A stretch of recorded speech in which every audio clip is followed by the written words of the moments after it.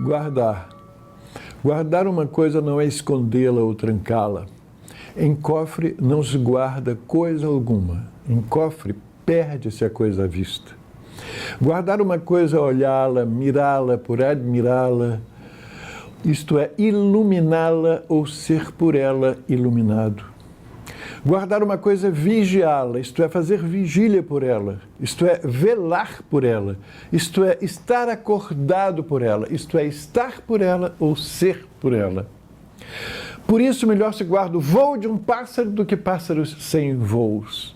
Por isso se escreve, por isso se diz, por isso se publica. Por isso se declara e declama um poema, para guardá-lo. Para que ele, por sua vez, guarde o que guarda, guarde o que quer que guarde um poema. Por isso, o lance do poema, por guardar-se o que se quer guardar. Olá, olá, paz e bem. Aqui é a Ana, do Salos em Caritar, e eu gostaria de falar com você alguns assuntos que são aleatórios, mas nem tão aleatórios assim, e poder gerar aí algumas reflexões e talvez uma mudança de conduta. Bem, eu queria começar contando que boa parte desse cenário se desenrola dentro do cenário de produção cultural. Esse cenário de produção cultural engloba livros, filmes, séries, documentários, então engloba a questão editorial e cinematográfica. E talvez, em algum momento, produções culturais em museus e algo que tenha relação com a arte e patrimônio. Mas ainda não chegamos nessa instância. Talvez isso aconteça em algum momento. Para isso, vale observar como é o cenário, principalmente editorial, aqui no Brasil. Eu não vou entrar no cenário de cinema, porque não é a minha área, mas se fizermos um retrocesso ali para o começo dos anos 2000, e é um assunto que tem ficado muito em alta por conta da lei em relação ao lançamento do livro, o livro ficar por um preço estabelecido por um ano e nenhuma plataforma poder dar o preço do livro lançado, as pessoas se lembraram um pouco de dinâmicas antigas. No começo dos anos 2000 era a época da Mega Store. Eu trabalhei numa Mega Store de grande porte, que tinha a sua sede de referência aqui na minha cidade. Ou seja, eu trabalhei numa Mega Store, que era de grande porte, mas ao mesmo tempo ela era referência para as outras da mesma rede de franquias. Então a Mega Store era um conjunto de lojas que se personificava ali em franquias. Todas elas deviam ser mais ou menos iguais. E nessa loja, ela era realmente muito grandiosa. Para você ter uma ideia, tinha um quê de mágico nessa loja, no sentido de tinha um golo em tamanho real, uma árvore feita por artista plástico, o Gollum também feito pelo mesmo artista plástico. Então era muito grandioso, bonito e empolgante. Eu cresci praticamente dentro dessa livraria, porque eu comecei a trabalhar com 15 anos e só saí ao término da primeira faculdade. Então, eu tive uma noção do que é o livro dentro deste contexto do antigo livreiro, que é aquele que vê o livro como algo nobre. Inclusive, a dona da loja falava isso. Livro é nobre. Então, nós tínhamos todo um respeito para com o livro. Também existia um respeito muito grande pela dinâmica que os leitores faziam para conseguir os livros, porque eu pertencia a um setor que era um setor de encomenda de livros.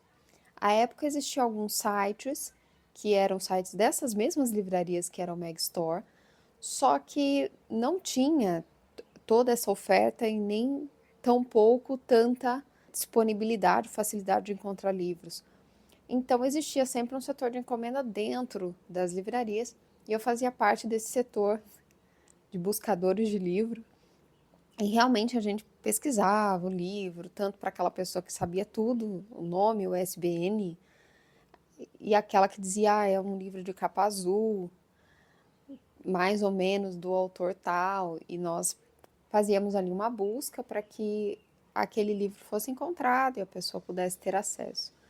Existia uma coisa que me interessava muito, que era a dinâmica que não eram só leitores, eram pesquisadores, então todos aqueles que faziam mestrado, doutorado aqui na cidade, precisavam fazer encomendas de livros para conseguir fazer os seus projetos, inclusive de livros que eles nem sabiam se seria útil durante o projeto, mas ele precisava ter acesso ao livro. Eu me recordo que muitos capuchinhos aqui da cidade fizeram listas gigantes para esses projetos de pesquisa, e nós então encomendávamos os livros tanto em editoras nacionais como internacionais, para que eles pudessem fazer o projeto de pesquisa. Então perceba que eu passei a minha primeira formação, que é uma formação muito importante na vida de uma pessoa, dentro de um contexto, de um cenário, em que eu tive acesso a todas essas realidades.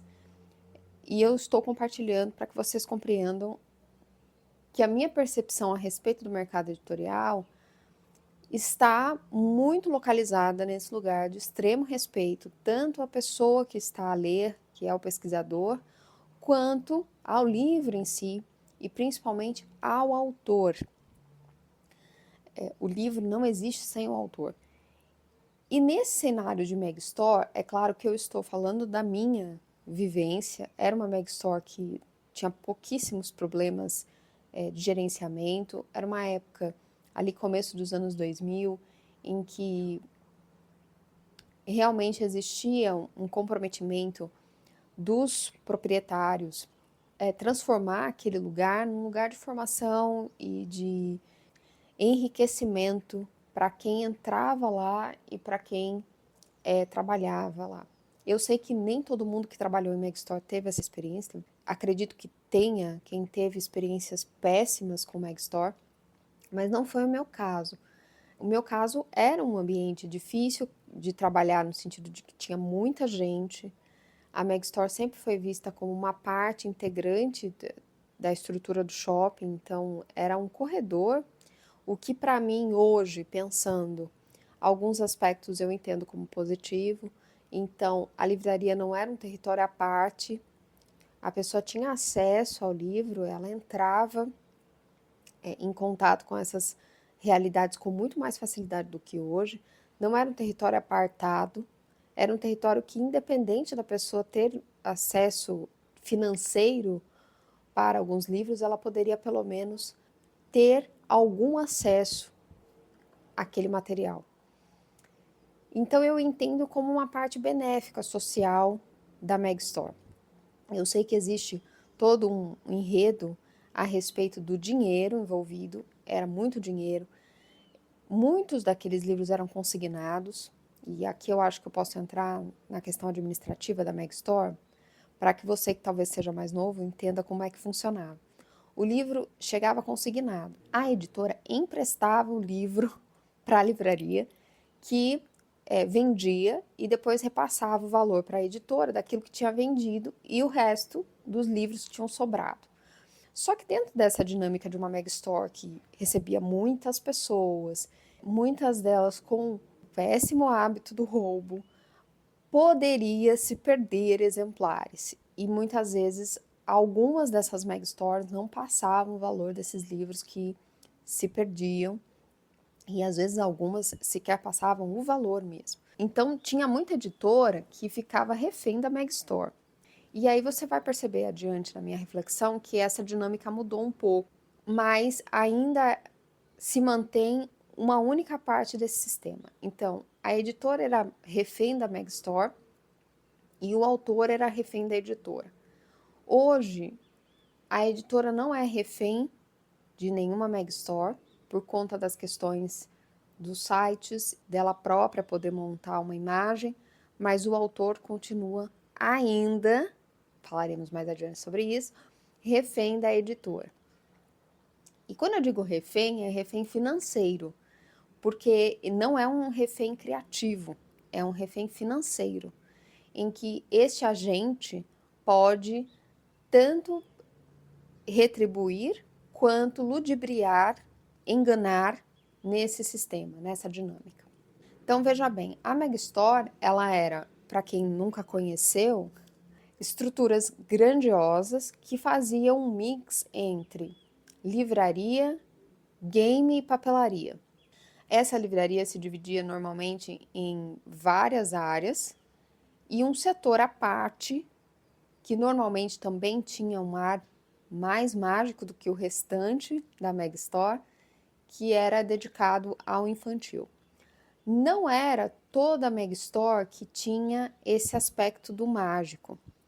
Aqui eu trabalhei tinha, porque existia um interesse de um dos donos com o mundo fantástico. Então essa árvore, que realmente era uma árvore que saía do chão e entrava pelas paredes, lembrava um pouco a árvore do Castelo Rá-Tim-Bum. Algumas árvores em algumas histórias, como a do Senhor dos Anéis depois, a árvore em que Alice se reclinou para dormir, depois ela caiu no buraco.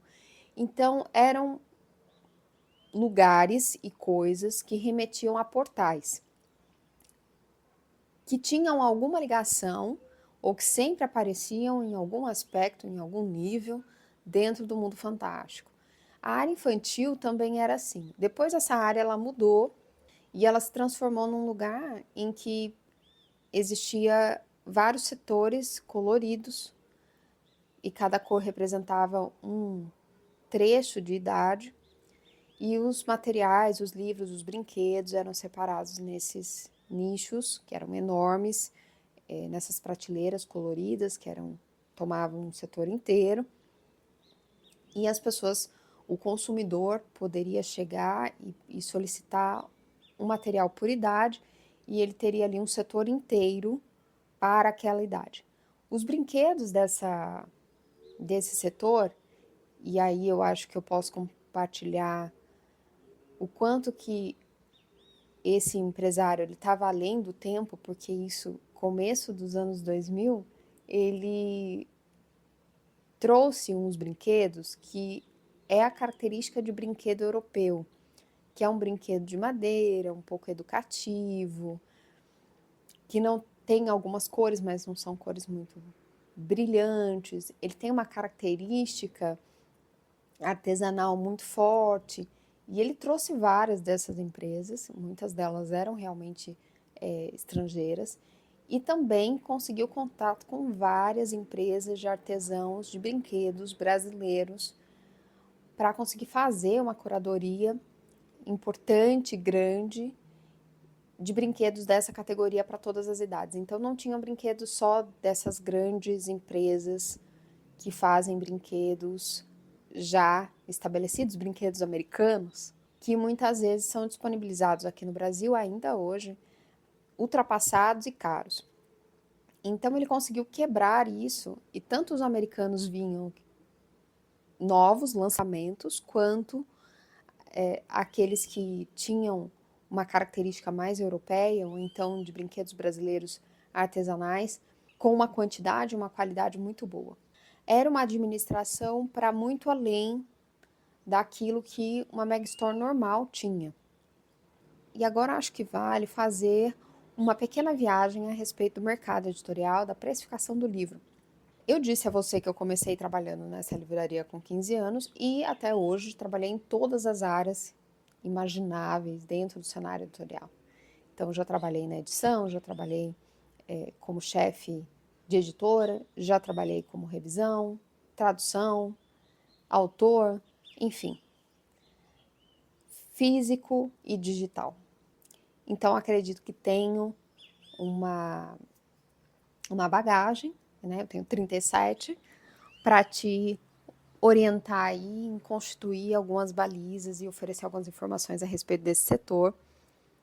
O preço do livro, ele é feito da seguinte forma, e não mudou a forma como é feito. O que mudou foram os agentes, talvez, que precificam o livro.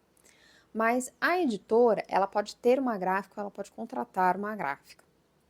Se ela tem uma gráfica, essa dinâmica muda um pouco porque a questão se torna um pouco mais barata, porque ela não precisa terceirizar o serviço.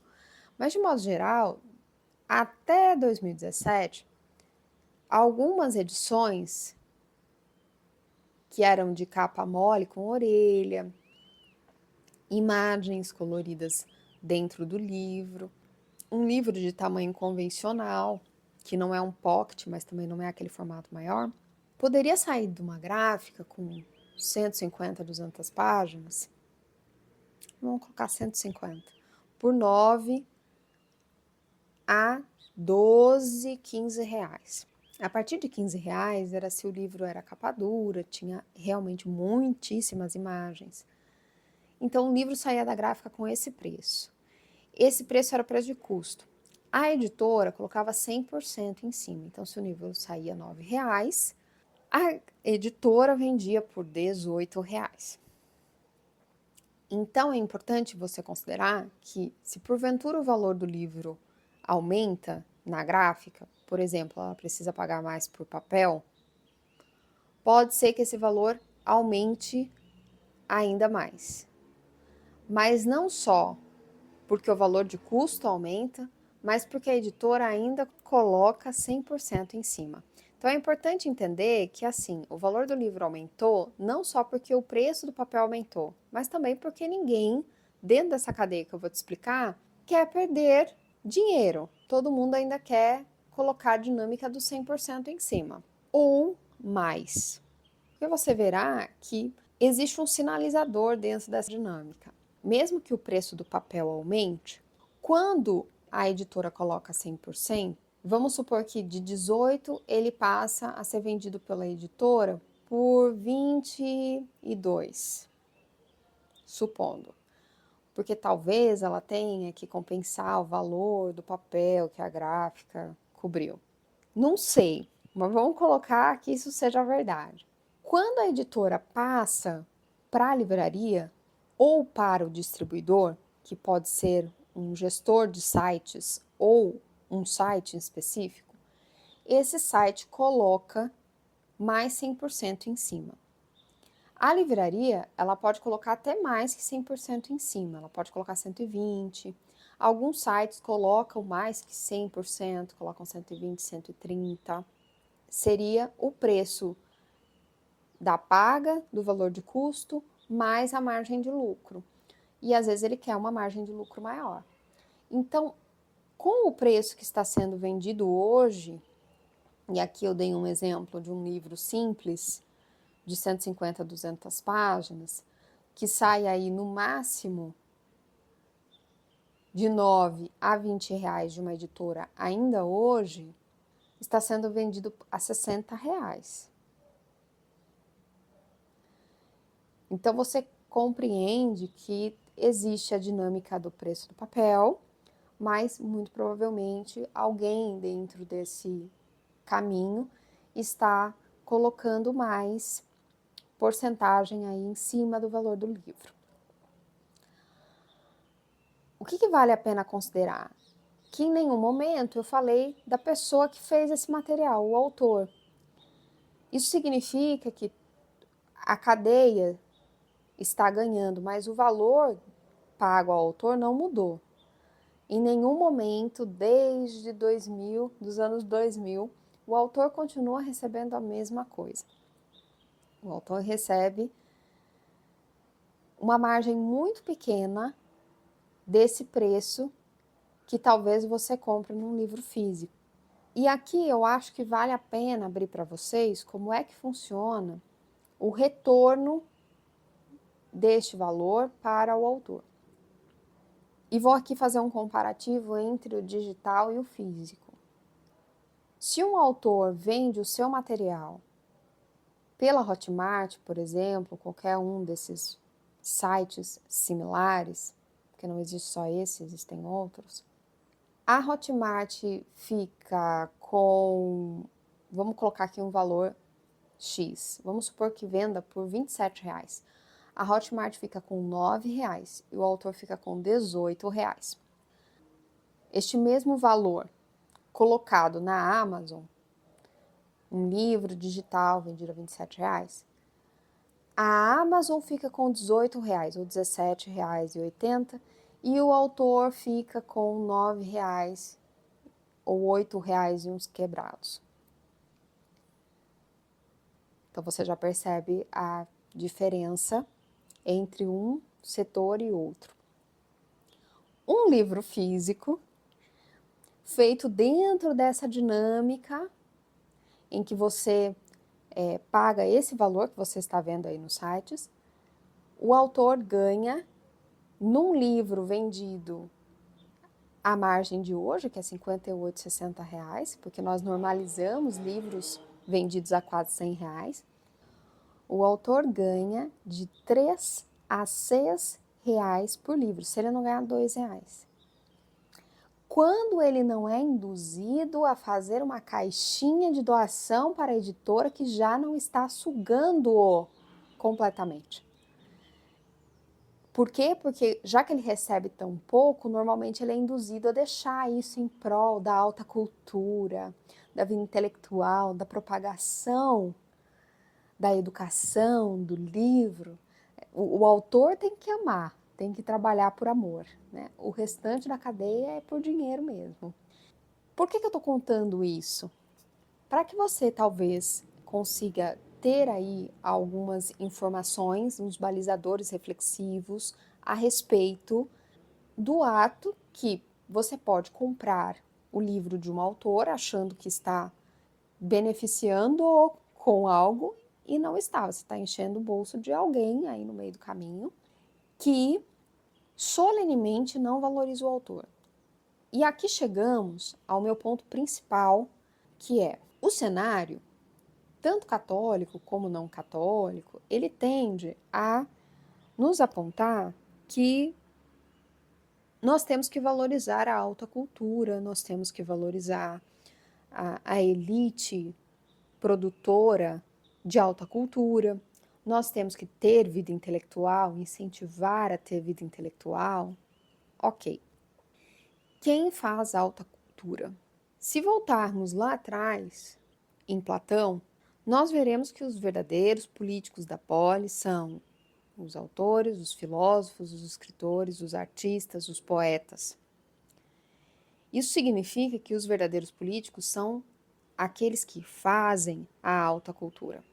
Veja bem, não é o setor administrativo, muito menos o setor de negociação. Quem faz a alta cultura é aquele que faz aquele material existir. Dentro dessa dinâmica imposta tanto no meio secular quanto no meio cristão, o autor, o artista, o poeta, o escritor, ele é o desvalorizado. E muitas vezes nós não paramos para pensar o quanto é grave quando existe um nicho que diz ter determinadas metas cristãs e, na verdade, faz uma réplica das injustiças do meio secular.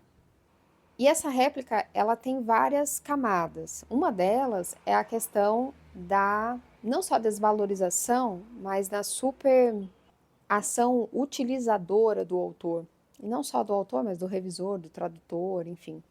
Que é, a maioria das editoras fatura em cima de autor morto. A Cecília Meirelles, uma vez, ela falou a respeito dessa dinâmica das editoras de superfaturar em cima de autores mortos. Então, não é muito difícil a você, talvez, rememorar alguém que tenha falecido e, de repente, biografias surgem, relatos, livros de frases, livros de memórias, livros de cartas, porque o mercado editorial, ele usufrui e suga do autor enquanto vivo, pagando-o mal ou não pagando, e depois usufrui dele morto. Nesse momento, você já consegue ter com clareza, diante dos olhos, o quanto o mercado é e o nível que ele é desleal, cretino, injusto, o que me leva ao tópico de que talvez seja importante que você saiba que boa parte disso que você vê na rede social e dessa sensação de que o meio está cristianizado e que os valores estão sendo propagados, de que isso é um engodo, de que, na verdade, muitas dessas dinâmicas são baseadas e replicadas do secular, em que não aconteceu o aspecto importante e que é o sinalizador da verdadeira cristianização, da verdadeira catolicidade, que é cristianizar todos os processos.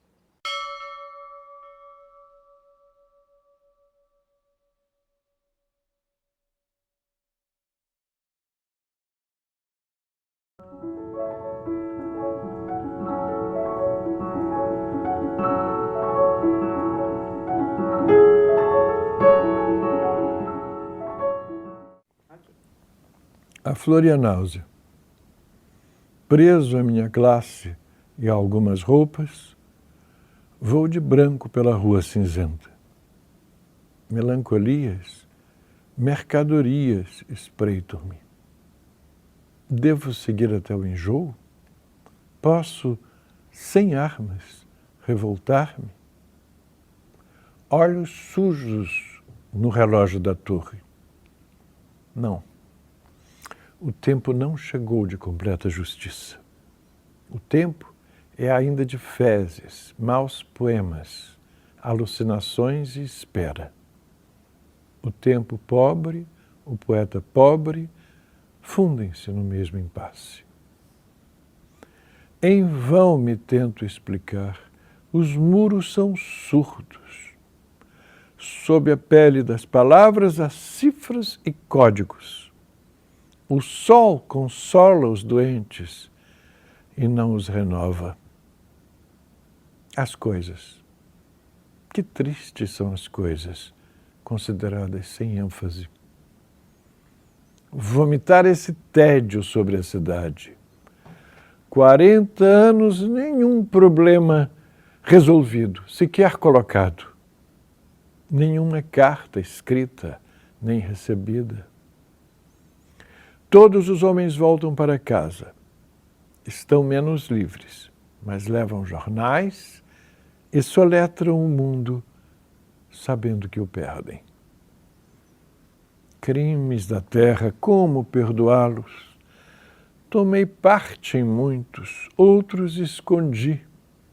Alguns achei belos, foram publicados. Crimes suaves que ajudam a viver. Ração diária de erro distribuída em casa. Os ferozes padeiros do mal, os ferozes leiteiros do mal. Por fogo em tudo, inclusive em mim. Ao menino de 1918 chamavam anarquista. Porém, meu ódio é o melhor de mim. Com ele me salvo e dou a poucos uma esperança mínima. Uma flor nasceu na rua. Passem de longe bondes, ônibus, rio de aço do tráfego. Uma flor, ainda desbotada, ilude a polícia, rompe o asfalto. Façam completo silêncio, paralisem os negócios. Garanto que uma flor nasceu. Sua cor não se percebe, suas pétalas não se abrem. Seu nome não está nos livros. É feia, mas é realmente uma flor. Sento-me no chão da capital do país às 5 horas da tarde e lentamente passo a mão nessa forma insegura. Do lado das montanhas, nuvens maciças avolumam-se. Pequenos pontos brancos movem-se no mar, galinhas em pânico. É feia, mas é uma flor. Furou o asfalto, tédio, nojo e o ódio.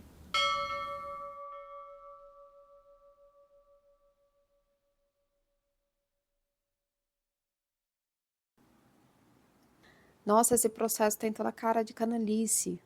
É uma forma de começar a fazer essa reflexão. Só que eu gostaria aqui de pontuar que são raríssimos os lugares que fazem esse tipo de reflexão.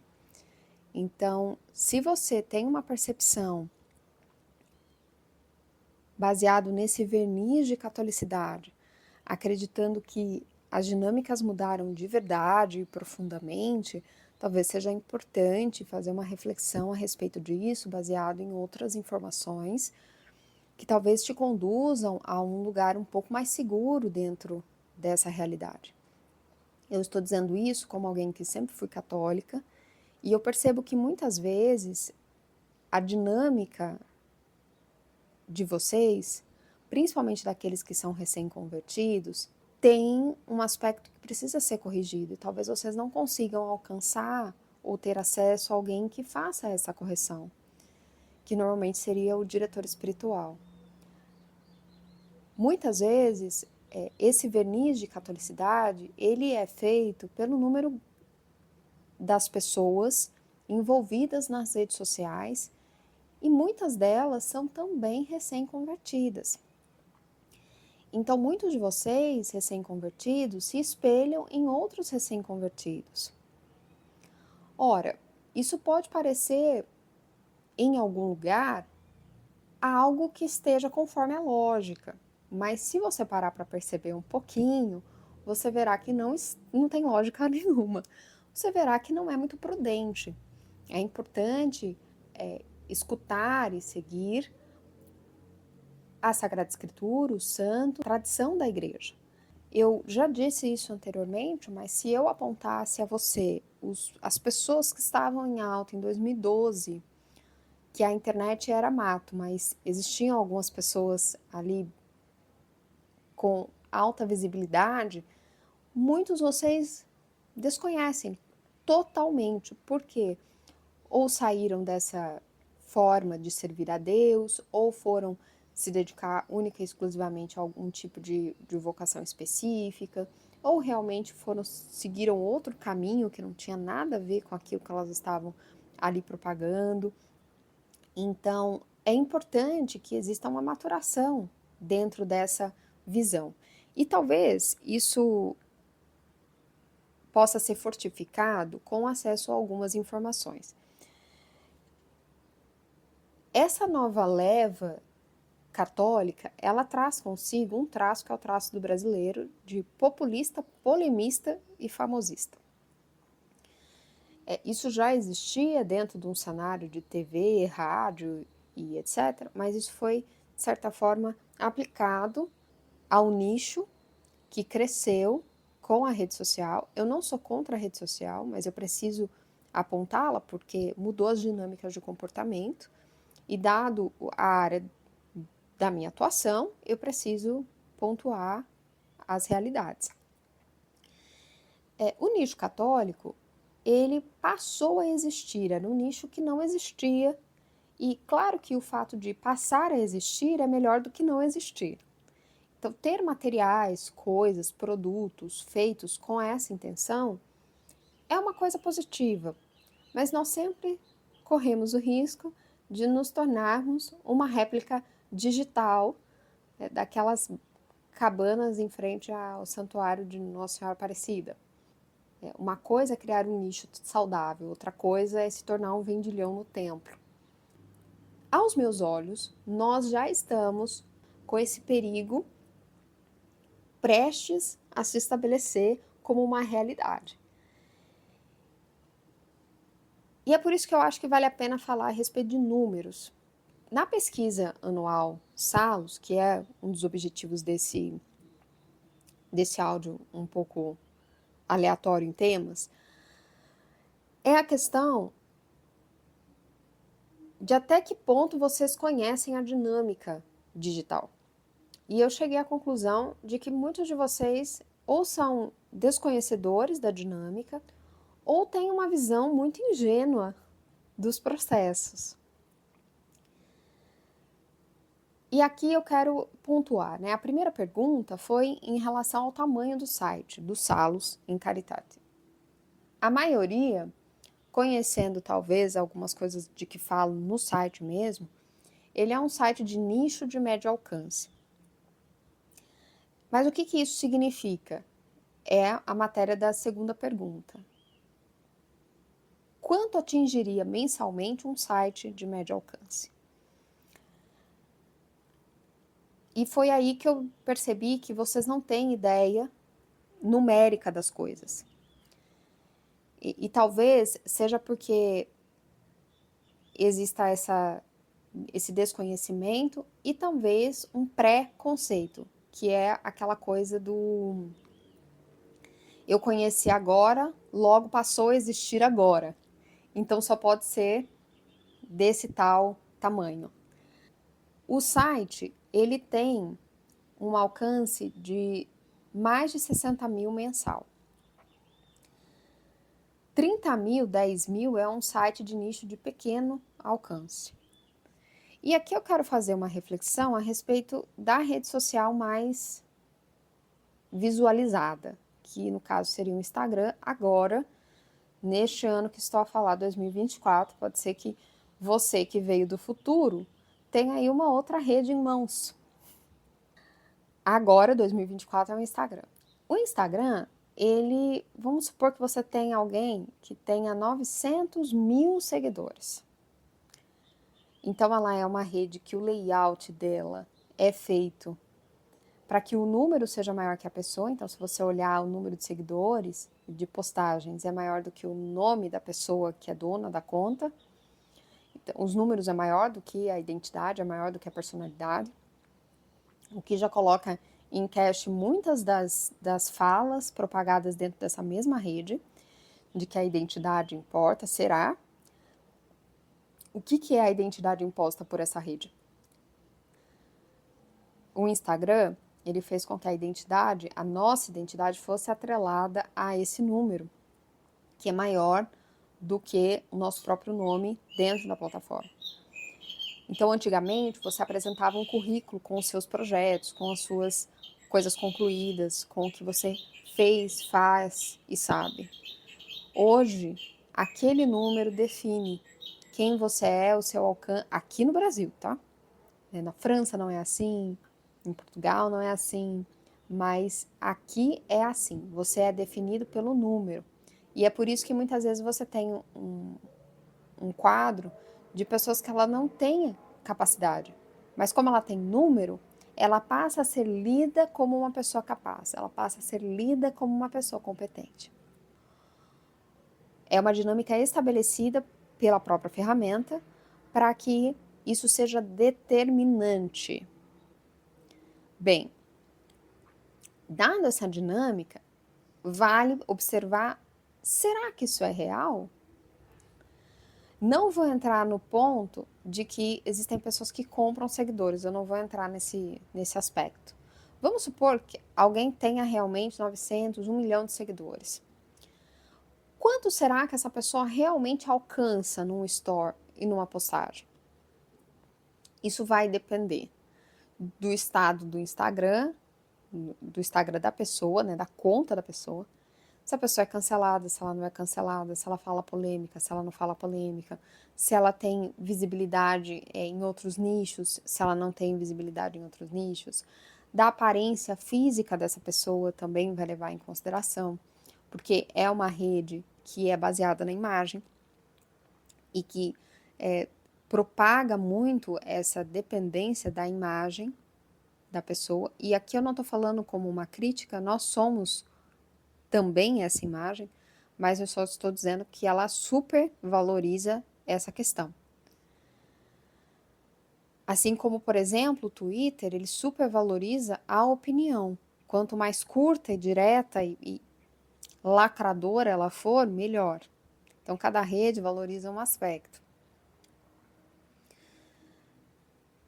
Essa pessoa de 900 mil seguidores, ela pode atingir no store 90 mil pessoas. Por que eu falo pode atingir? Porque pode ser um pouco mais, se ela tiver super alcance, tiver num momento polêmico importante, etc. Ou ela pode diminuir bastante esse alcance para 20 mil, 30 mil, se ela tiver com alguma questão com a conta, ou ela própria fez algo que o Instagram flopou a conta dela por um tempo, ou as postagens e etc. Então, eu não estou aqui dizendo que é o algoritmo que dita tudo, eu estou dizendo que ele dita uma parte. Mas que a ferramenta, ela trabalha com imagens em vários estratos, não só a imagem da pessoa que é incentivada a expor-se a todo tempo, mas a imagem dos números em detrimento dessa própria pessoa. O número que aparece na página inicial não necessariamente é o número que aquela pessoa alcança.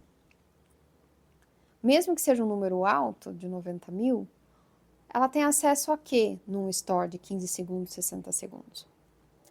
Essa pessoa que está assistindo está acessando o quê? Ela consegue ter acesso ao quê? A um fragmento, ou um fragmento do fragmento. E aqui eu acho interessante pontuar. Por exemplo, um livro é o fragmento do pensamento do autor a respeito de um determinado assunto. Então, é um fragmento de um todo. Citações, trabalhos, artigos que referenciam aquele livro é um fragmento que contém fragmentos. Um texto no site é um texto feito baseado, talvez, no fragmento do pensamento do autor e em fragmentos de fragmentos, que são artigos e outras publicações. O que seria um store? Se esses são os fragmentos, os stores seriam, dentro de uma produção cultural de conteúdo, migalhas. Então, eu quero aqui colocar para você um aspecto de valor e de ética a respeito do que está ali naquele material. Ele é uma migalha que pode ser útil ou não e que pode atingir um número grande de pessoas, mas não é necessariamente o número que está na página inicial da pessoa. Bem, no site de médio alcance, e eu nem vou falar dos grandes alcances, porque não são da mesma categoria que o Salos. O Salos é um site de estudo. Isso significa que essas pessoas estão acessando material cronograma de estudo, metodologia de estudo, processo de estudo ou de edificação espiritual. No primeiro pilar ali da piedade, da educação clássica, da qual eu não cobro para fazer material, mas que é o primeiro pilar e sem ele não dá para fazer os outros. Eu acho que fica claro a diferença do que a pessoa está acessando e do que ela está se alimentando. E aí vem a grande reflexão, né, para mim. Eu não trocaria esse número por um número maior no store. Estudar dentro do nicho dos Salos, né, dentro da minha área de atuação, é mais importante do que engajar. O estudar é o verdadeiro engajamento. Se a pessoa consegue sair dos vórtices de conteúdo, polêmica, etc., e estudar, ela realmente engajou. Veja que isso tem ligação com cristianizar os ciclos. E nos traz a reflexão, que me parece que tem faltado muito, até que ponto nós podemos nos curvar, nos vergar ao que é estabelecido no meio secular, como correto, como uma coisa que deve ser abraçada. Um aspecto que eu acho que vale a pena pontuar, que já tenho falado algumas vezes em algumas formações, é a respeito da forma que os aplicativos estão disputando a nossa atenção. E é justamente a nossa atenção que é vendida por esses mesmos aplicativos. Então, quando você baixa o aplicativo no seu celular, você já aumentou o preço dele de mercado. Então, não é que você está tendo acesso a esse aplicativo de graça. Você baixá-lo, tê-lo no seu celular, aumenta o valor dele de mercado. Então, ele pode ser comprado ou ele começa a valer mais de acordo com o número de usuários que ele tem. Um segundo momento é que essas plataformas, elas sobrevivem com patrocinados. O comercial da TV foi substituído pelos patrocinados na rede social. E o patrocinado, ele não vende só o espaço na rede. Não seja ingênuo. Ele vende também a minha atenção, a sua atenção. O meu olhar, o seu olhar. quanto mais ele reter a minha atenção e a sua atenção, mais patrocínio ele consegue e mais valor ele consegue cobrar daquele espaço. Ele consegue cobrar mais caro por visibilidade de um anúncio. Ou seja, a nossa capacidade cognitiva de atenção, o nosso olhar, se tornou também mercadoria. A pergunta é: você está ciente disso? Você concorda com isso?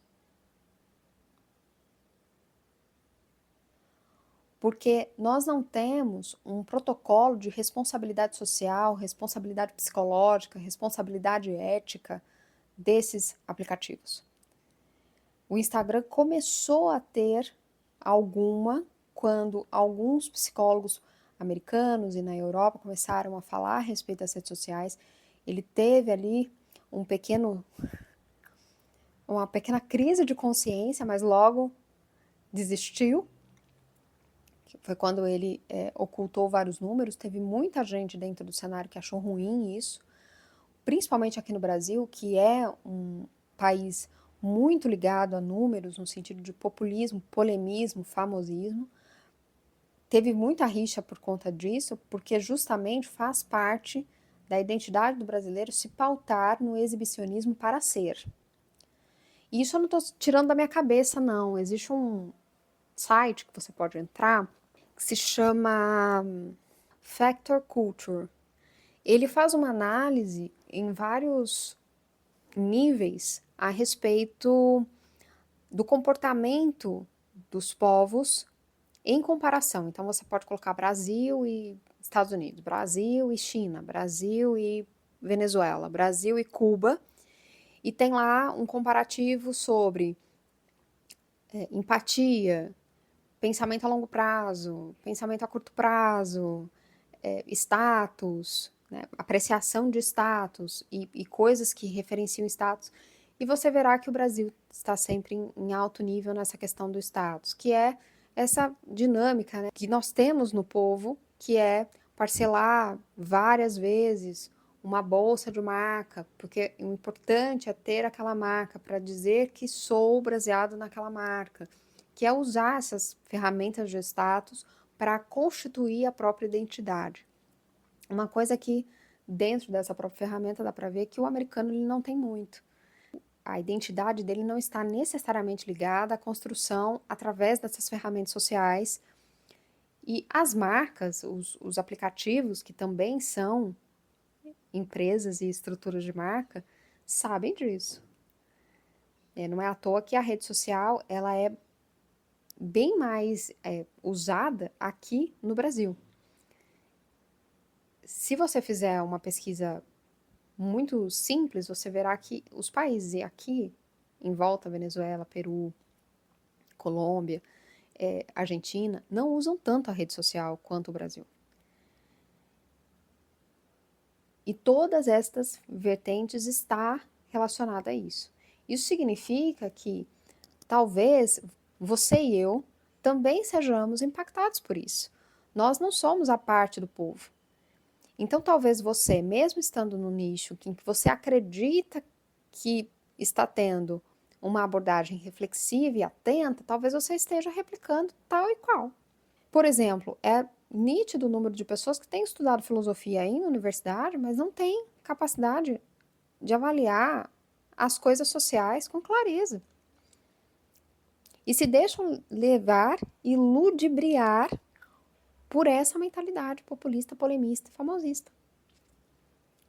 Inclusive, pautando as suas análises de valoração do professor, por exemplo, ou de algum trabalho, por essas ferramentas. E isso a pessoa estudando filosofia, hein? Estou dizendo isso porque eu tenho esperança que você consiga compreender o quanto que é absurdo isso. Estudando filosofia dentro de um cenário que se diz clássico, que se diz católico, que se diz cristão.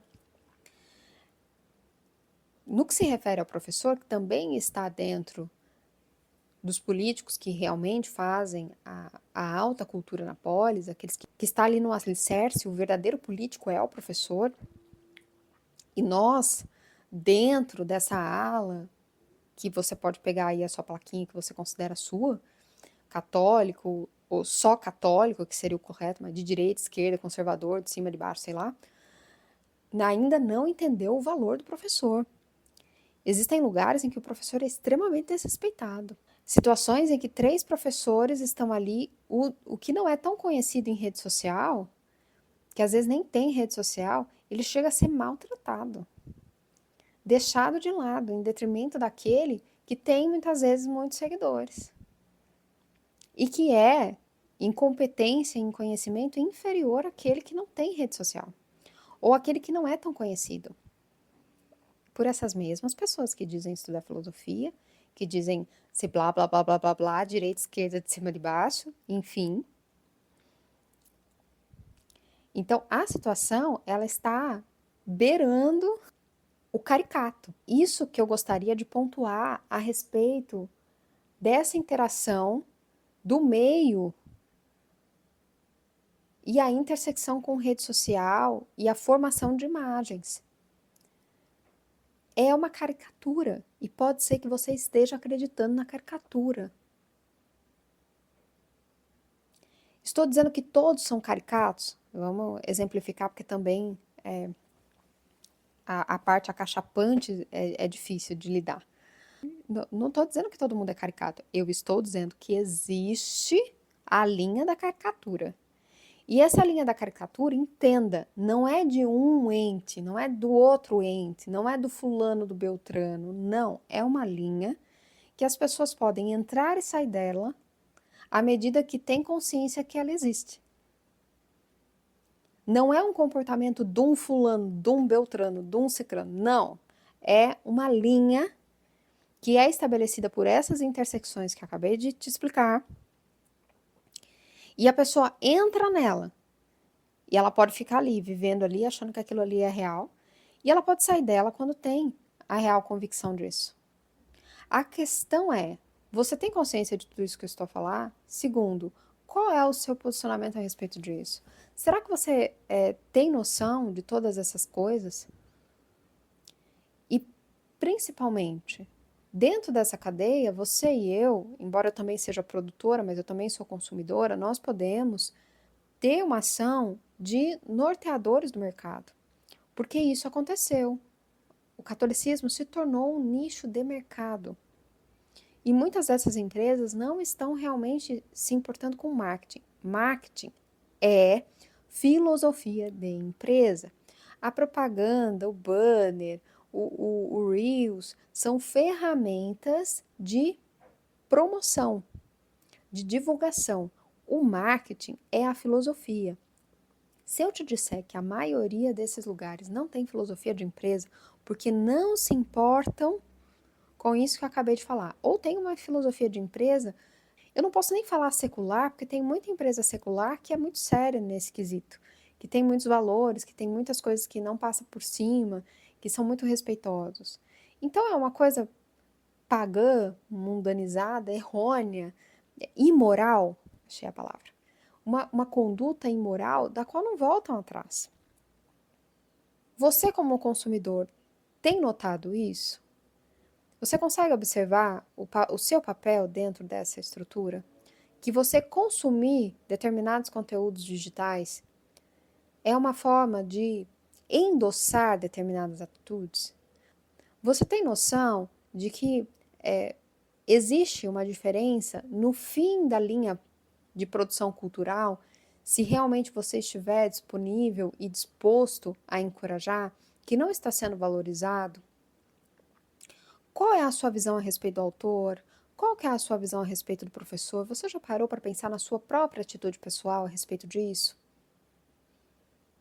Essa é a minha intenção, porque eu não acredito que o macro será mudado com facilidade. Eu acredito que as pessoas, tendo consciência dessas realidades, refletindo e tendo maiores informações para conseguir constituir balizadores reflexivos realmente concretos, possam fazer uma mudança efetiva. Porque Os autores e os professores têm trilhado um caminho independente e solitário por conta de diversas mudanças no cenário.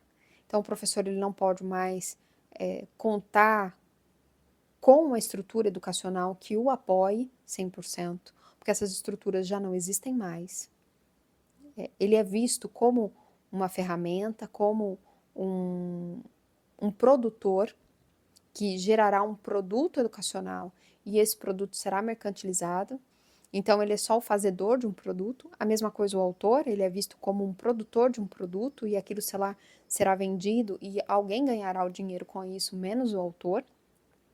Então, essa linha, que são dos produtores culturais, eles têm se deslocado desse cenário para trilhar um caminho independente, ainda que solitário, já que, junto a estas estruturas, eles continuam solitários. O autor, por exemplo, ele não tem mais ajuda do editor. O editor, antigamente, que era o trabalho que eu fazia, ele era um suporte do autor, inclusive para defender o autor. A mesma coisa do curador de arte, é um defensor do artista.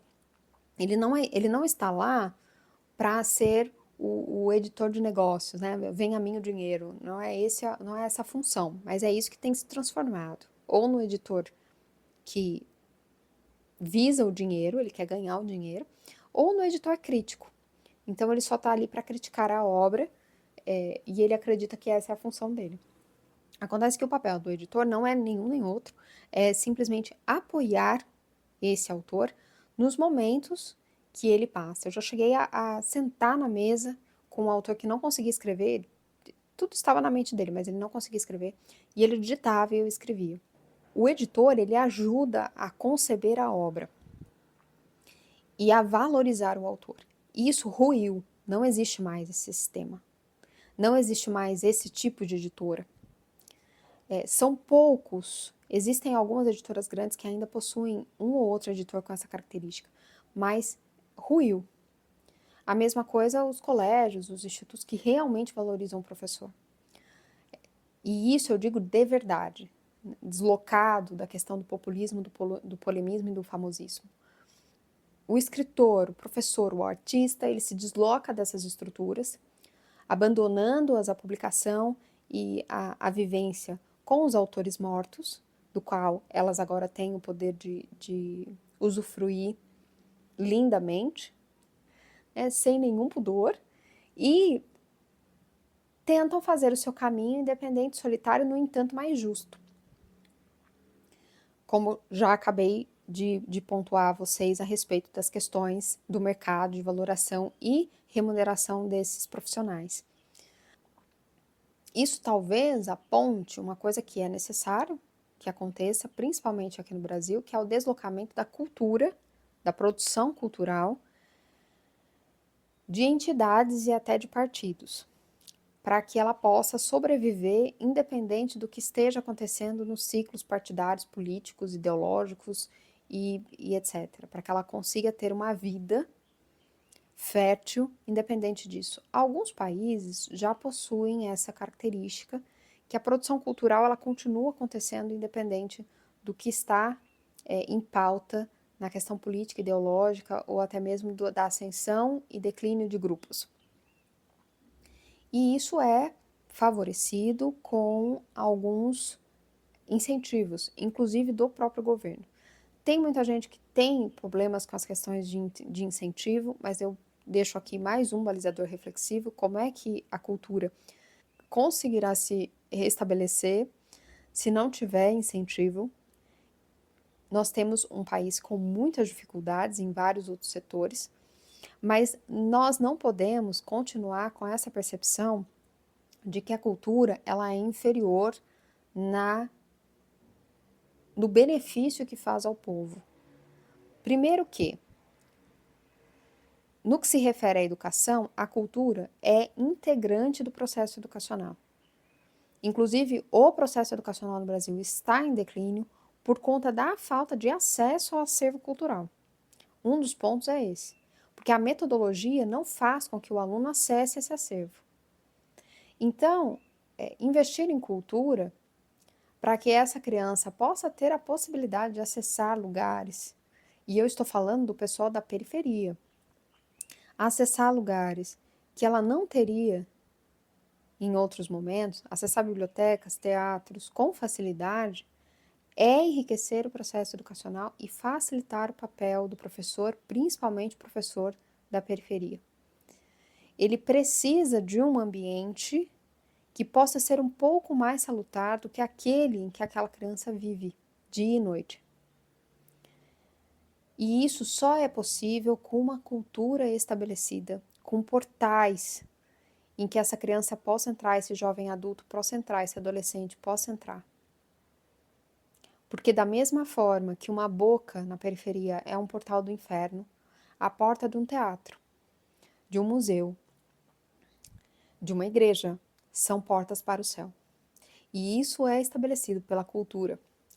E é por isso que eu reafirmo, enquanto estes ditos produtores culturais não mudarem a sua conduta, isto nunca será cristianizado. E esses portais nunca existirão. Será somente um discurso para enaltecer egos na rede social. Eu me pergunto muitas vezes qual é de fato a direção em que esses projetos, principalmente os editoriais, estão caminhando. Livros com o preço em que está. Livros que são feitos mais para serem exibidos do que lidos. Livros que são feitos e a própria feitura deles, será que visa mesmo durabilidade? Ou é só uma questão de estética que não facilita o acesso do conteúdo por uma pessoa que talvez não tenha esse valor para pagar? Será realmente que esses lugares têm o pé no chão brasileiro? Que a maioria das famílias gasta R$ 200 ou menos para alimentar uma família de 5 pessoas? Será que esses lugares estão com o pé no solo brasileiro? Na realidade brasileira? Será que tem ética cristã nessa conduta? Será que existe mesmo o desejo de ganhar um pouco menos para conseguir levar um pouco mais?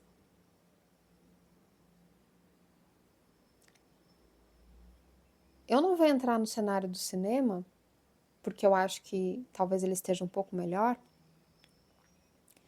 mas o cenário editorial ele precisa de uma revisão, uma salvação urgente, de um golpe de ética dado pela providência. Porque o livro, ele é a obra de arte de mais fácil acesso. E é por isso que talvez eu tenha gastado um tempo falando a respeito disso.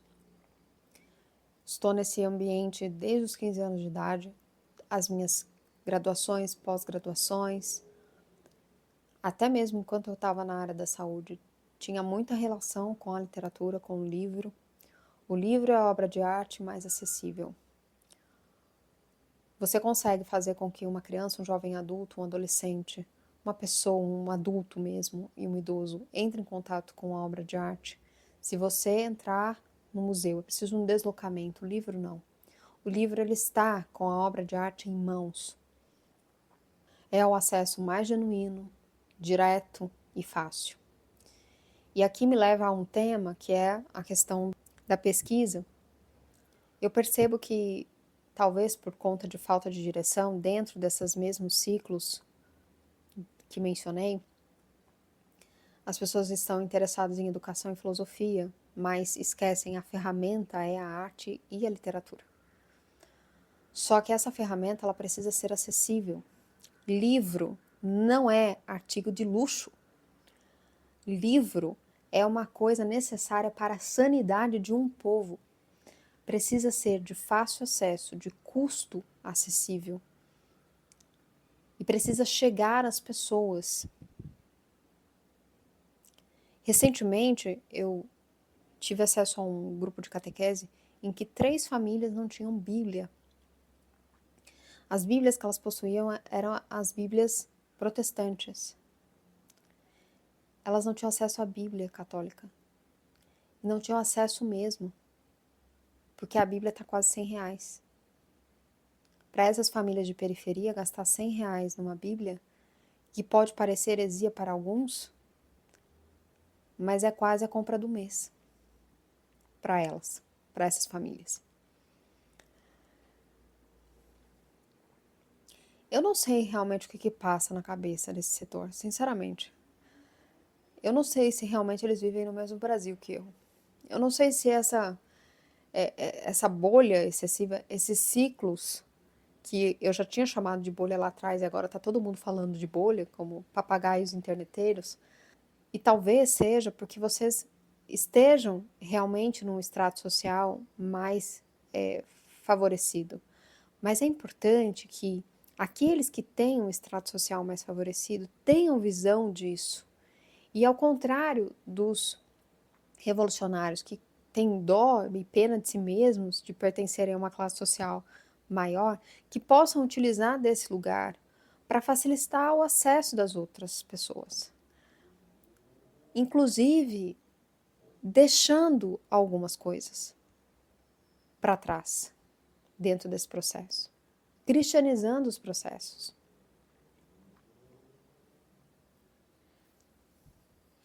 Eu estava falando da lei de incentivo. A cultura, ela não é uma coisa supérflua. É um erro acreditar nisso. E foi justamente esse erro que fez com que muitos dos cenários brasileiros fossem subjugados ao revolucionário. Porque quando os militares deixaram as universidades, eles deixaram uma das facetas da produção cultural. E hoje existe algumas pessoas, mesmo que dentro de um cenário conservador, católico, seja lá qual plaquinha você queira colocar, que dizem que estão fazendo produção cultural, mas que não mudaram a forma da gestão. Se não mudar a forma da gestão, é uma réplica tal e qual. Ainda é um abandono de cultura. É só um afago de ego. É só uma construção de status. É só uma construção falsa e enganosa na rede social. O incentivo cultural, ele precisa sim vir do Estado, embora possa ser também apreciado por via privada. Mas precisa existir, porque a educação precisa dessas ferramentas. E a saúde também precisa dessa ferramenta.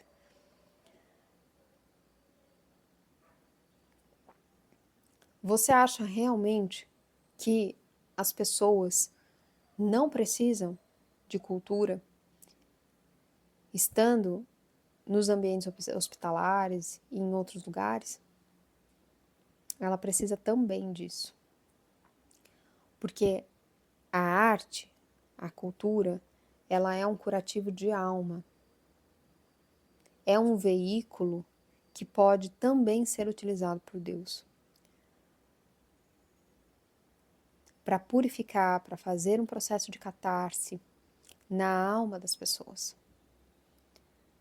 Então também não é um artigo que deve ser deixado de lado na área da saúde, inclusive na formação desses profissionais. No último projeto de pesquisa que nós fizemos, eu coloquei exatamente o grande benefício que médicos, nutricionistas, psicólogos conseguem com o maior aporte formativo da área da estética, da filosofia estética, educação estética, de arte, patrimônio, literatura, para fazer a sua função e para acessar e ter o devido respeito às pessoas. Talvez dentro desse cenário de propagação de alta cultura falte educação estética, que é uma propulsora do respeito genuíno, da valorização genuína, de uma sensibilidade verdadeira e não caricata ou falsa. Dentro dessa questão do incentivo, existem algumas coisas feitas por outros países. Por exemplo, a França tem a lei da cópia privada, que é, você que mora na Europa pode me mandar depois um veredito a respeito disso, se isso funciona realmente na prática, no solo do país em que você vive, que existem várias coisas que são bonitas, mas às vezes para quem pisa ali naquele solo não é tão real assim, não é tão verdadeiro. As pessoas, ao comprar os seus equipamentos, um pouco a mais já embutida no preço do equipamento, para que ela possa, já que ela acessa conteúdos gratuitos pela internet, gratuitos de diversas formas, digitais, autorizadas pelos próprios autores, artistas e produtores, e esse valor ele é revertido para projetos que serão disponibilizados gratuitamente.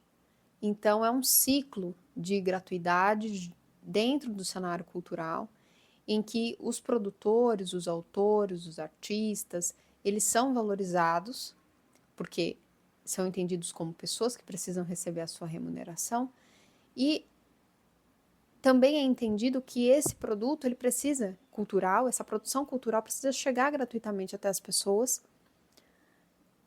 Então, alguém precisa fazer alguma coisa para equilibrar essa conta do recurso versus a gratuidade.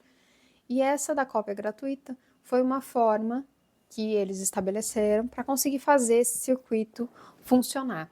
Claro que deve existir alguma questão em relação aos projetos aceitos, mas pelo que eu consegui ver de alguns colegas e questões da área de projeto, tem produções de diversos tipos, diversas alçadas, feitos até de uma forma não tão rebuscada, então documentários bem mais acessíveis, assim, de fazer produções com 1, 2 pessoas, 3 pessoas, e foram projetos aprovados.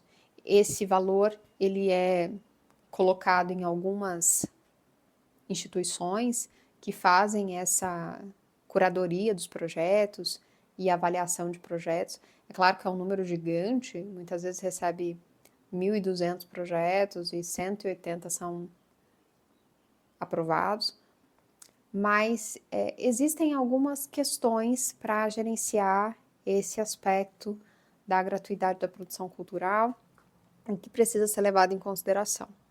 Talvez não seja importante para algumas pessoas quando pensado de uma forma bem simplista, mas dentro de um cenário tão complexo como o Brasil, seria o mesmo que abrir portais para oportunidades, para melhoria de vida, para a beleza e até mesmo para o paraíso, para muitas dessas pessoas, a depender do lugar em que elas vivem.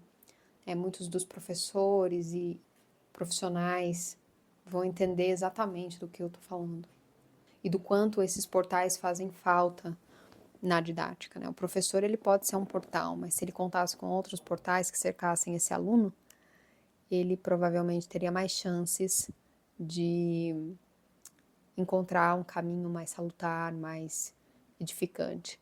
E até mesmo quem não está numa situação ou num ambiente tão ruim e tão desvantajoso, né, para a formação. Então, existe opções, existem formas.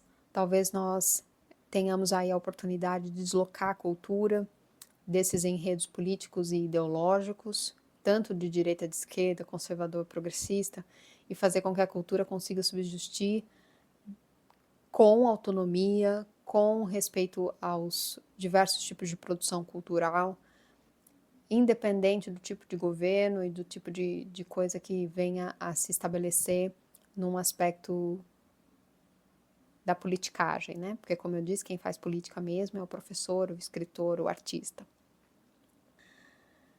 E talvez esse movimento dos autores, tradutores e professores de uma independência, ainda que solitária, mas que valoriza o trabalho, possa ser um primeiro passo para que a gente consiga esse aspecto um pouco maior, que é deslocar a cultura da dependência dos enredos políticos.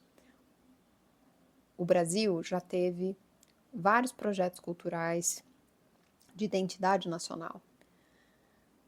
durante o regime militar houve um projeto que tinha esse ideal da alta cultura popularizada gratuitamente.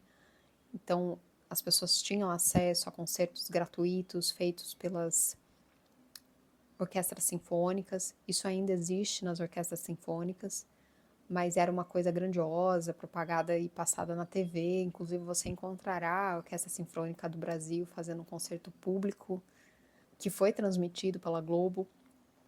Então, era um projeto ali estabelecido que não foi para frente.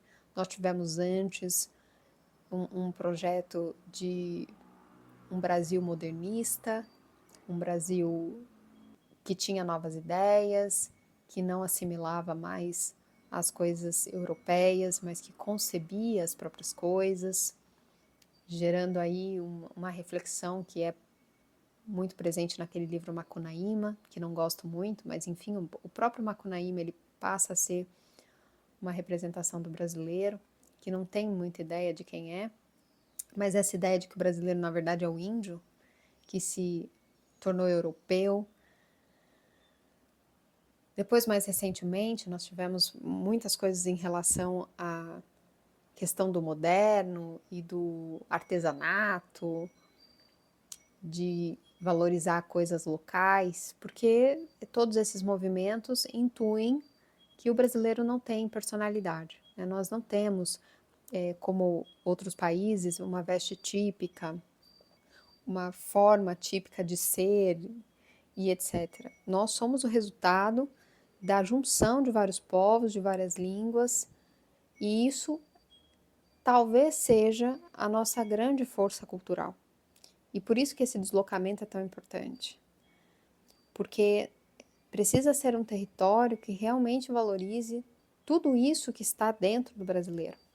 Então nós não somos o índio, nós somos também o índio, nós somos também o negro, nós somos também o europeu, nós somos também o asiático, nós somos o árabe. Nós temos todas essas vertentes na nossa constituição de povo. E a cultura, ela não pode ficar restrita a ponto de querer silenciar qualquer uma dessas vozes. Mas na nossa ação cristã é importante cristianizar tudo isso. Todas essas culturas podem passar por um processo de cristianização que não significa torná-los europeus. E isso exige muito mais de nós, que realmente somos os fazedores dos livros, das artes, dos monumentos, dos patrimônios, daqueles que realmente fazem política. E quem precisa fazer essa primeira valorização somos nós mesmos e depois, num segundo momento, você que faz o consumo dessas obras. O começo, o artista, o autor, o poeta, o professor, e o fim, o aluno, o consumidor, o leitor. Essas são as duas pontas que realmente importam. E são os nossos anseios, as nossas boas ambições que determinam muito dentro do cenário. Acho que esse é o fim dessa reflexão, um pouco aleatória, mas nem tanto assim, que possa te fornecer aí algumas informações para fazer uma reflexão baseada numa silenciosa sensatez. Eu sei que pode ser que isso não mude nada a conduta, porque nem sempre saber significa mudar. Mas eu espero que pelo menos alguém tenha um refinamento a respeito do que está acontecendo. Não se deixe ludibriar por vernizes, mas consiga fazer na sua conduta pessoal algumas mudanças a respeito desse cenário. E aí sim, realmente, nós estaremos defendendo, promovendo a alta cultura. Eu gostaria de fazer aqui com você, nessa finalização, um resgate das produções dos Salos. Então eu vou fazer aqui um enunciado do resumo que foi colocado no Telegram e no WhatsApp Salos. Então você pode ter acesso a essa lista também por lá, com os links, para aquilo que você se interessar. Na categoria Cartas, Crônicas, Reflexões e Poemas, foram publicados as seguintes crônicas: O Anseio por uma Vida Sazonal, Ritmo e Tradição. Se toda mulher tem resquícios feministas, teriam os homens traços machistas? Loucos a Bordo. A atual percepção de feminilidade flerta com o marxismo. Elogio à certeza.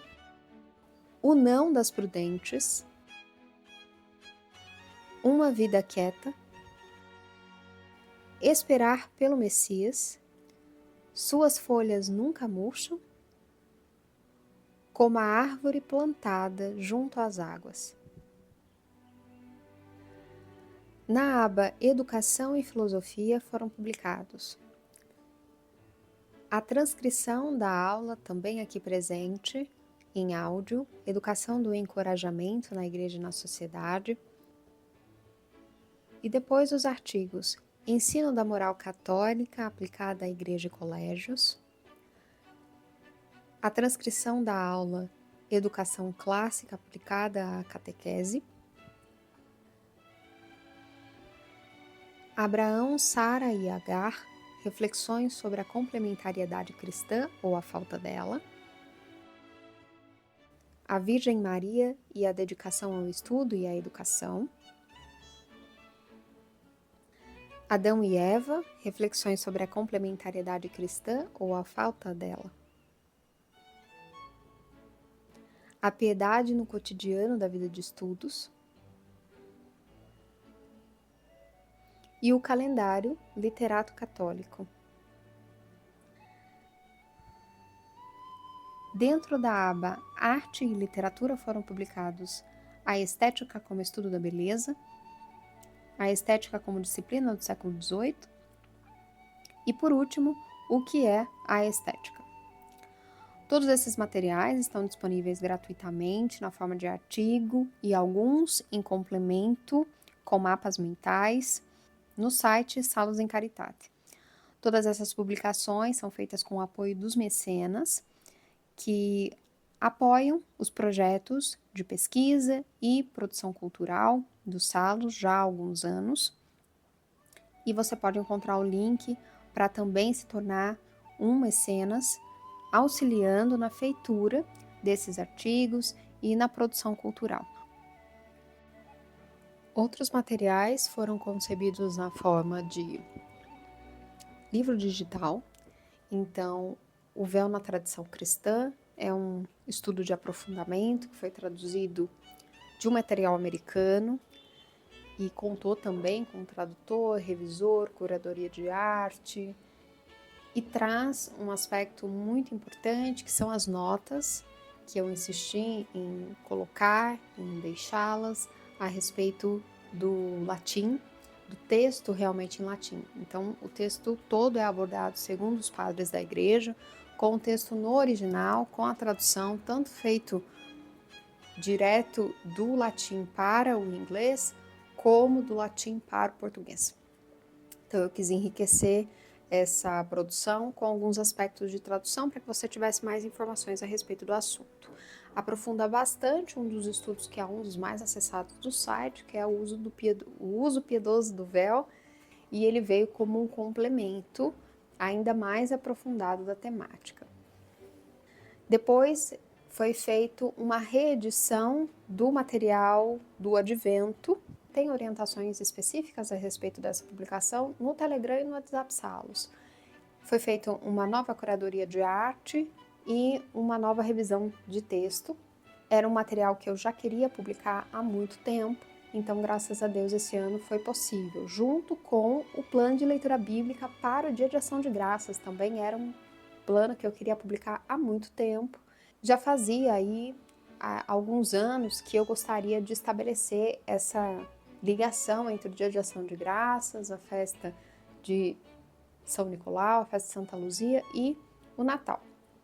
Então, esse ano eu consegui o do Advento, consegui o do Dia de Ação de Graças e talvez eu consiga mais adiante os materiais que realmente preciso para conceber os outros materiais para formar esse ciclo educativo que considero importante para essa época do ano.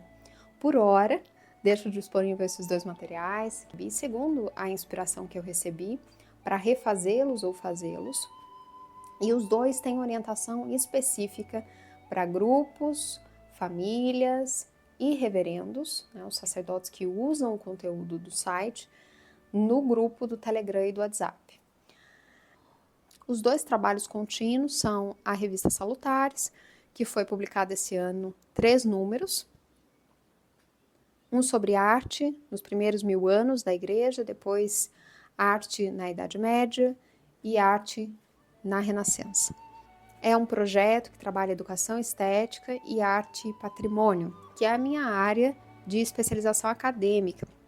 Então, essa revista, ela é um dos resultados desse percurso acadêmico e de estudo independente que estou gerando. No Educati, agora nós entramos numa segunda etapa que conta com a formação intelectual. Então, ele teve uma primeira etapa que conta com 112 aulas de formação humana, tanto para homens quanto para mulheres, suprindo defasagens de formação, suprindo percepções deturpadas, vencendo preconceitos, vencendo visões caricatas a respeito do feminino e do masculino, cristianizando as percepções para além do que é passado de forma fragmentada em alguns nichos, em alguns ciclos. Então, nós fazemos uma reflexão profunda a respeito disso. Uma plataforma que possui vários ciclos de formação, não são cursos independentes, são cursos interligados, como ensina a verdadeira educação clássica, e essas interligações geram uma primeira base formativa, que é a formação humana. Depois, nós entramos esse ano, ou seja, o Educati nasceu em 2018, já estamos aí completando 5 anos, e agora entramos no segundo momento, que é o da educação intelectual, que começa com a educação clássica católica, estabelecendo ali alguns pilares específicos, embora já tenhamos praticado no primeiro ciclo, né, na primeira etapa, que é a questão dos pilares da educação clássica, mas endossado com método pedagógico mesmo. Eu tenho algumas ressalvas em relação a algumas coisas que são passadas tanto em meios acadêmicos quanto não acadêmicos a respeito da educação clássica católica, então eu faço uma abordagem que considero mais fidedigna à proposta que foi passada pelos padres da patrística a respeito de como cristianizar o meio educacional. Então, os pilares são todos embasados nisso.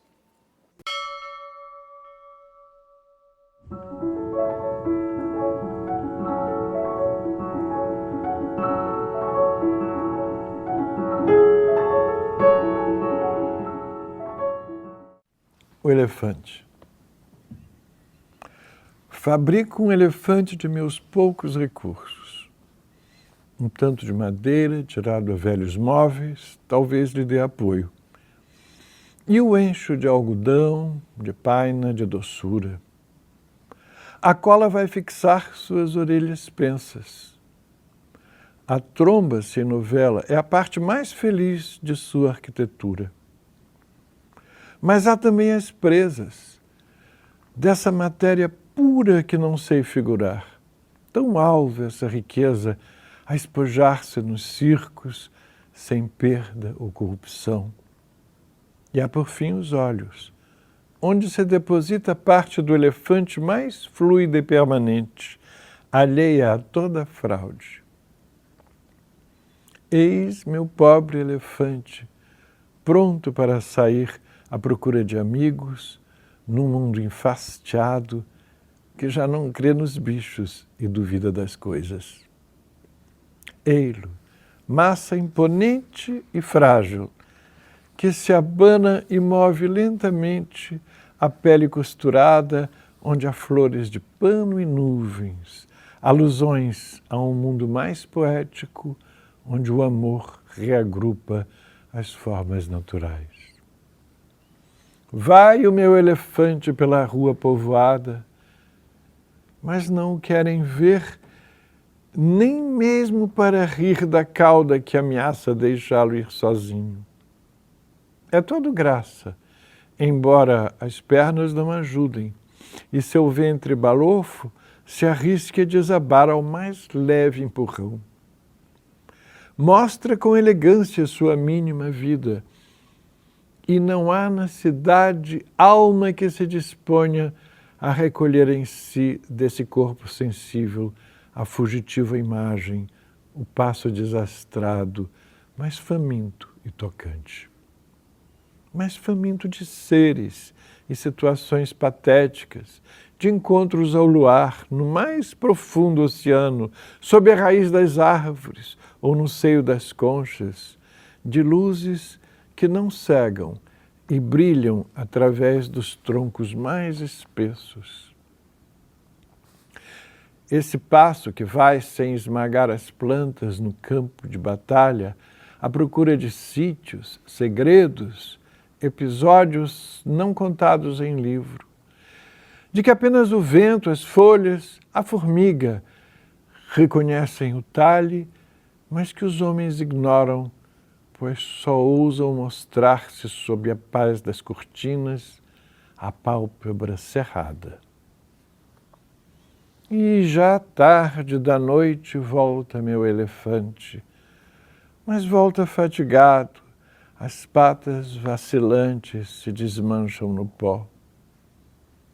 Ele não encontrou o de que carecia, o de que carecemos. Eu e meu elefante, em que amo disfarçar-me. Exausto de pesquisa, caiu-lhe o vasto engenho como simples papel. A cola se dissolve e todo o seu conteúdo de perdão, de carícia, de pluma, de algodão, jorra sobre o tapete, qual mito desmontado. Amanhã recomeço.